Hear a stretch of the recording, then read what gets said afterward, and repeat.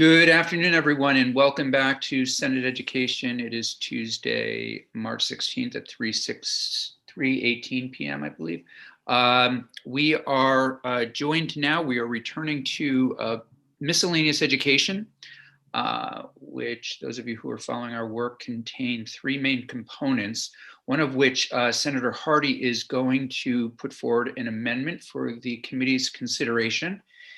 Thank you, Senator Hardy, for being with us, and we'll give the floor to you and Mr. Desmarais. Excellent. Thank you, Senator Campion, and thank you to the committee. First of all, thank you for doing this bill and including all the things you did in it. I love this bill, so much appreciated. My amendment is on section 11, which is the menstrual products portion of the program, and a few of us were emailed early in the session by a mom who has a non-binary child. And so I've been working with her and a couple other moms, and also checked in with my teenage kids about the language to make sure that it's, gender neutral and appropriate for how things work in schools for this age group. So the amendment, Jim, did you give it to everybody, or should I send it, or how? I can bring up on the screen if you want me to. Okay, sure. It's pretty small. It's a very short amendment. That's true. It's short. Yeah. Here we go. Senator Hardy, while Mr. Desmarais is bringing that up, we had heard from a parent early on, probably the same parent. Did we not include, were there some revisions made to what that mom sent? Or did we miss something that was in there? Because we did try to address everything. Yeah, you addressed part of her concerns, but not both of her concerns. She had two concerns. You added the language about the school nurse's office. Yes. Which was one of what she was concerned about, to make sure that students continued to have the option to be able to go to the school nurse, yes, get the products. So that was great. And the language I'm changing, just to be completely clear, was the language that was in the original bill that was mine and Senator Lyons' bill. So I take full responsibility for it. And so I'm just amending my own language. The first one is on line 8, and it just removes the words "the embarrassment of." And this actually came from a suggestion from one of our colleagues, Senator Rahm, who suggested that we don't want to imply that menstruation should be embarrassing. Excellent. Even though it sometimes is embarrassing for young people in school, we don't want to assume that it is, or that it should be. It's not something people should be ashamed of. It's natural. So that's one thing that I would amend in this. And then the second part is on line 7 through 8, and it just changes the language a little bit. So a majority of gender neutral bathrooms and bathrooms designated for, I changed from females to female students. And that's actually just to make it more grammatically correct. Female is an adjective that is modifying students, and using the term females often sort of sounds like you're talking about maybe the female dogs instead of female students. So just to make it a little bit more grammatically correct, and then generally used by students in any grades 5 through 12 rather than female students. So this is getting to the gender neutral, that there are non-binary or even male students in some cases who may menstruate. So this is making it gender neutral. And then again, down in this next section, and the third instance of amendment, it does basically the same thing. It changes, if you can scroll down a little bit, Jim, changes from just the section on line 14, changes designated for female students. So those are the three, I think that's all the three areas, or they're, I guess, technically 4 places where it's amendment, but 3 instances of amendment. Is that correct, Jim? Did I get them all? That's correct. Yeah. That's correct. Yeah. So that's it. They're pretty small, and it's just wording, and it doesn't really impact the the intent or the actual, what the bill's doing. It's just to clean up a little bit of the language. Great. Jim, if you would remove that, that would be great. And we will have a committee discussion. Any questions for Senator Hardy on that? Seemed very comprehensive and thoughtful. Great. Well, terrific. So Senator Hardy, I'm pretty good at reading the committee. And I'm optimistic that this will pass. So if it were to, we will look to you to get a copy to Mr. Bloomer today. Yep. It would be nice for it to appear in the calendar tomorrow, and I know he's still putting that together. I think that is it. okay. Anything else with Senator Hardy? We'll also look for, of course, your full support and endorsement of all of our work on the floor. Of course. I have questions on a couple of your other bills, so you may see me back later this week, but I really appreciate all the work you guys are doing. It's really great work, and I love coming to see you. And just let me know how things go with this, and I will send the amendment to the secretary. Thanks, okay, everybody. thank you so much. Good to see you all. Take care. You too. Okay. Do anyone like to make a motion to take that amendment and approve it as presented by Senator Hardy? So moved. Thank you. Thank you. Moved Oh. by Senator Hooker. Any discussion? Just that I don't know how amendments work, but I'll figure it out tomorrow. Nope, it's an excellent point. We will cover that as soon as we take this vote. Seeing no other discussion, Senator Perchlik, would you mind? Actually, can we just say all in favor of moving Senator Hardy's amendment as written? All in favor? Aye. All opposed? 501. Yes. 501, one absence. Thank you. So Senator Chittenden, tomorrow, I would recommend, if you have, look at the calendar. If you have any questions, you can talk to Secretary Bloomer, but basically after your presentation, or even during your presentation, I would recommend that indicating that there is an amendment in the calendar, and that amendment is coming from Senator Hardy, and that she will present the amendment. After which point, after she presents the amendment, you'll be asked to give the committee a vote. And you'll say, of course, that the committee's vote is 501 in favor of the amendment. And I think that's it. Mr. Demarais, am I missing something? You hand up or? Nope. Okay. The Lieutenant Governor, the President of the Senate will kind of choreograph it. You don't have to do too much. Yeah. If they're aware of the amendment, they'll be ready for it, so they'll call on Hardy for it. Yeah. Okay. Thank you. And Mr. Demarais, is it safe to say you'll now email Senator Hardy with the clean copy? She's got that already, so she has to give that to Secretary Bloomer for the And calendar. who notifies her of the vote? I think your clerk would. Okay, Jeannie, if you would please email. Oh, I'm sorry, Mr. Senator Perchlik, if you would please email or notify Senator Hardy, that would be much appreciated. Okay. Just of the vote, not of the. She already has the amendment, right? She has the amendment. And I believe she knows she needs to just get it up to Secretary Bloomer. Very good. Okay.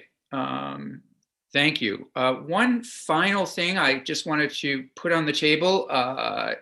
We don't need to spend a lot of time on it today, knowing that people are busy with floor reports and other things, but we did hear two proposals, one from the Agency of Education and then one from Jeff Francis of the Superintendent's Association as it relates to S100. And I said, as I mentioned at the top of the meeting, we do have time to work on this. I don't think it'll be on the floor until next week.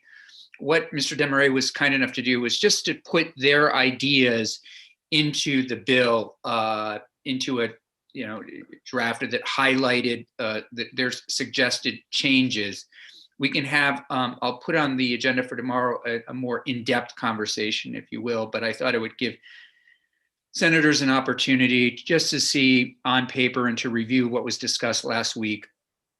And then we can talk more tomorrow. So Mr. Demaray, well, with that, if you don't mind,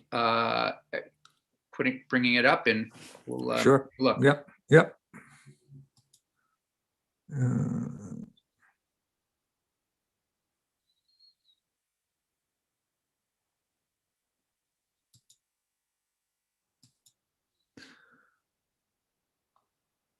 Okay. So for the record, Jim Demaray, Legislative Counsel, we're walking through a draft amendment by the Committee on Appropriations on S-100. And it does two things. It incorporates the agency's request for some changes in the language around use of federal funds and definition of poverty and reporting. And secondly, it incorporates the testimony. Jim, I'm sorry to interrupt. Are your changes in yellow? Yes, there will be. Yep. Okay, great. So I haven't seen them. Great. Okay. Yeah.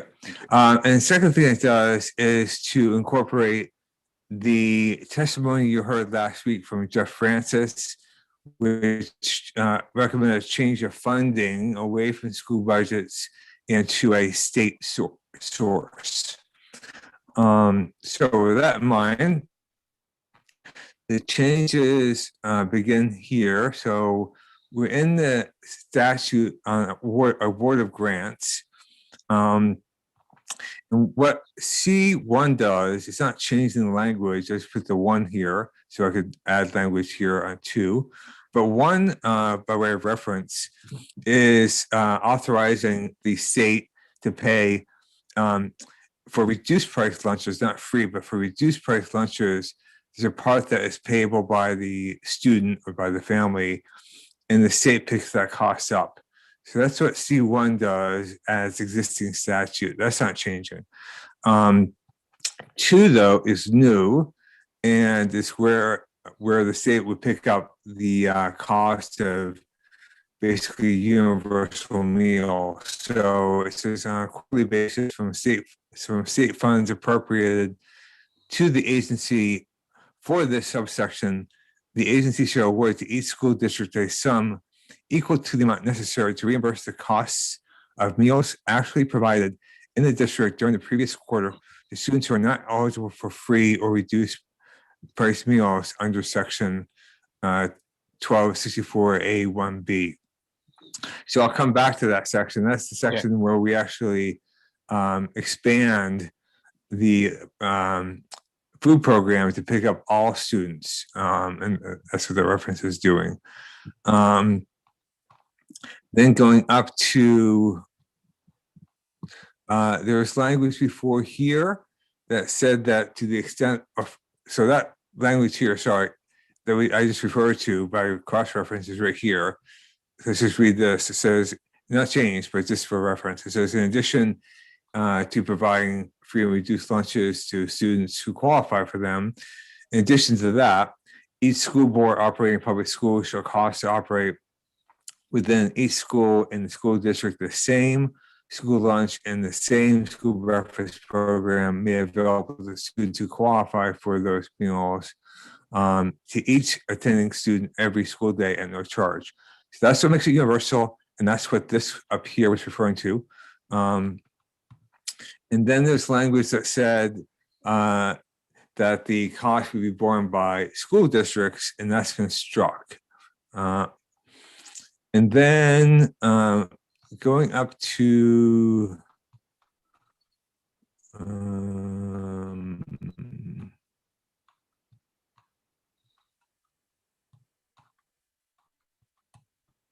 here, you may recall that we had exempted the cost of providing universal school meals. We exempted those costs from the excess spending penalty. But because now this should be funded by the state and not by the school districts, I've struck out the exclusion of this cost from the excess spending penalty because schools won't be in their budgets. And then- that's I'd say probably the biggest change I think that has been put forward, and that's one in the end that will be decided by approps. And my inclination is to just send this down to Starr and Kitchell now being at the end of this meeting, just to get them to start to be thinking about this kind of thing and whether or not it's on the table, or if they'd prefer to for us to do other things. So thank you. Yeah, just to be clear, today the way this works is that the school districts do pick up some costs and they are not excluded from the excess spending penalty. And under this version of the bill, they would pick up the same costs as they've been picking up before, and they would not be exempt. So this is basically a status quo provision now, given that the funding would come from the state instead of local budgets. Then here we go into the changes from AOE. They wanted to, this is around reporting, given the fact that we don't have the same reporting by students who are from low-income families, given the fact that we have universal school meals, they wanted to have authority to basically adopt new forms to fill out to get to that same information. And all of this does is it had referenced, I believe it was schools before, or school districts. They wanted to expand it to say by LEAs, which is our SUs, school districts and schools. So basically, the change is around the scope in terms of how the definition will be used. And then they've added B and C. So the secretary would define student poverty for purposes of A, we talked about, B, student eligibility for various educational programs and benefits where economic need is a consideration, and C, collecting and reporting disaggregated and student level performance data as required. And changes in 2 and 3 again, just to add in these other entities as well as school districts. Same here. So quite minor changes actually to this section, just making it a bit more expansive. And then this hasn't changed. We get to the big part here, which is appropriation. So this says there's appropriated to the Agency of Education from somewhere for fiscal 22, the amount of somewhere between 25 million and 50 million for universal school meals. So this is where it shifts from local budgets to the state. I'm not sure where it's coming from, but that's just a placeholder for now. I think those are the only, oh yeah. And then we took out the annual budget request here. Usually, when I draft these, usually there's a 1-year appropriation, and then it's supposed to be going on for further years afterwards. I usually ask the agency to bake that into its annual budget request, but Senate Appropriations doesn't like that. So I've taken that out. That's it.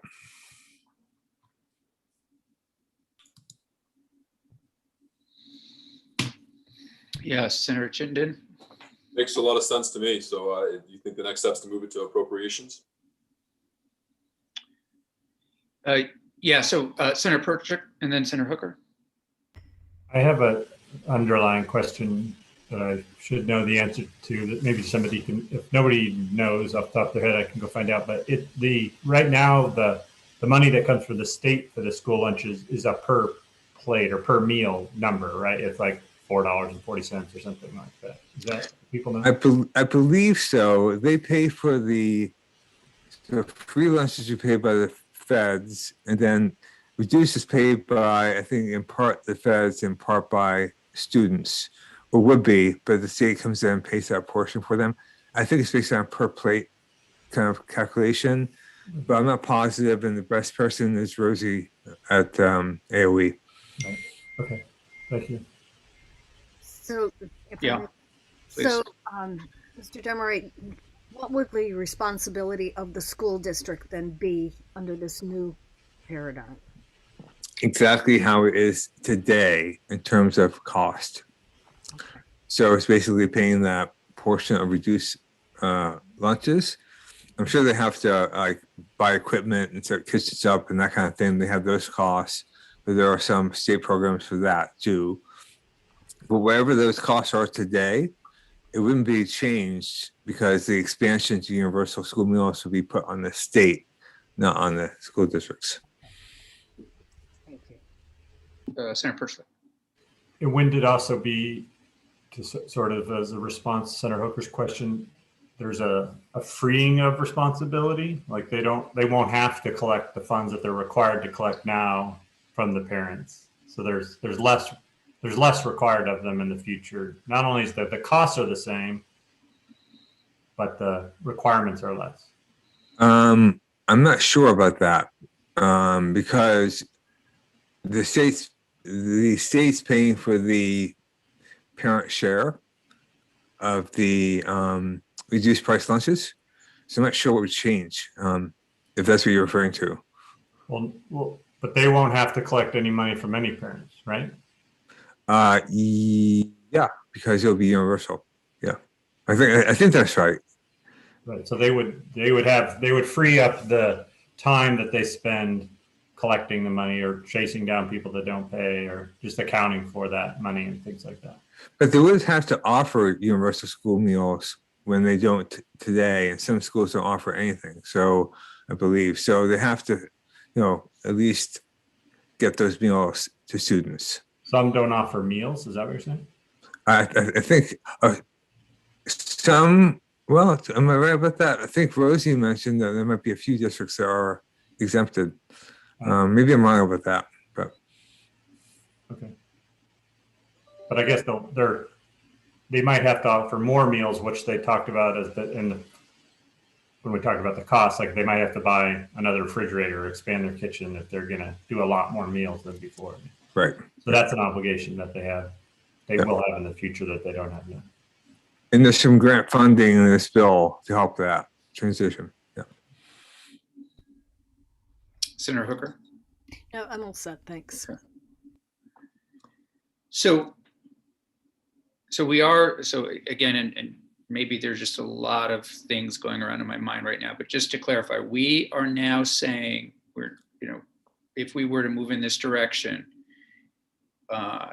rather than it being something that school districts would have to swallow, we're saying there would be state grants that would go toward universal school meals. Correct. Yeah. And that, sounds great. I think that really is in the wheelhouse of appropriations. And I will check with Senator Kitchell to see what she might need from us, if anything, on this. Senator Lyons. So the only question that I would have about that is then it becomes an ongoing expense.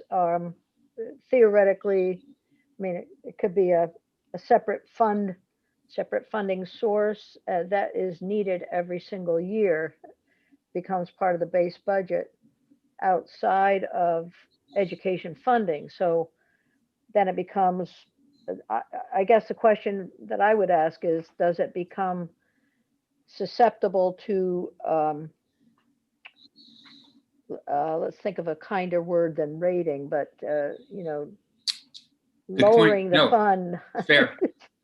On a yearly basis. It's not covered regularly. The concern is that it wouldn't always be there. It could be taken away during the appropriations process. So Very well put. Yeah. That's the only question I would ask. Yeah. I mean, because there are federal dollars for low-income folks, and that would continue to be available. And we know then that currently there are, was 78 schools that currently have all the meals covered for That's kids, correct. you know, so hopefully that'll go up to 100% of the schools. But I can't imagine under dire circumstances taking food away from children. That may be the last place that I would go. So it'd be interesting to see. Yeah. And then Jim, the other piece, if we're just talking about this in sections, are the requests from the Agency of Education. Correct. Around the federal forms, or around the forms to be used for federal benefits. Yeah. Okay. I think I did get a trickle of emails in now that we've made some of those language changes of people that might be interested in talking to us. And I will also, prior to continuing this in committee, see what Senators Starr and Kitchell might be thinking, and go from there. Any other questions, comments, concerns? Okay, Jeannie, would you take us off YouTube?